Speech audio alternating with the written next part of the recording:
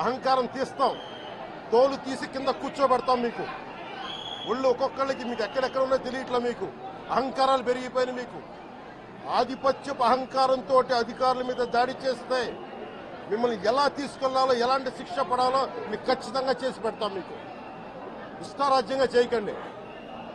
అహంకారంతో నడినెత్తి మీద కళ్ళు నెత్తికెక్కాయి. మీకు ఈ ప్రభుత్వం చాలా త్రికరణ శుద్ధిగా అందరం కూర్చొని మేము కలిసికట్టుగా ఉన్నాం. ఇక్కడ ఇది కూటమి ప్రభుత్వం, ఇది వైసీపీ ప్రభుత్వం కాదు. ఇది ఇష్టారాజ్యంగా మీరు చేస్తారంటే కామ్గా కూర్చునే ప్రభుత్వం కాదు. మీకు ఎలా చేస్తే, ఎలా నియంత్రిస్తే మీకు కిందకు వస్తారో మేము చేస్తాం. మీరు గాల్లో విహరిస్తూ ఉన్నారు. 11 సీట్లు వచ్చి ఇంకా గాల్లో విహరిస్తున్నారు. మొత్తం మీకు ఎలా కిందకి దించాలో మాకు బాగా తెలుసు. చేసి చూపిస్తాం.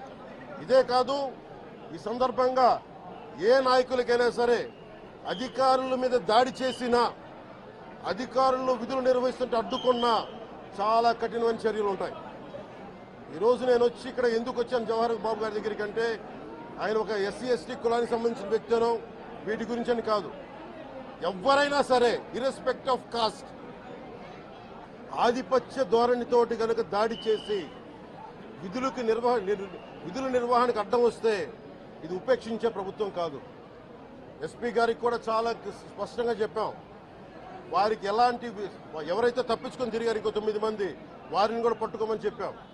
వారికి తగిన విధంగా కౌన్సిలింగ్ చేయాలి, అలాగే కఠినమైన శిక్షలు పడాలి.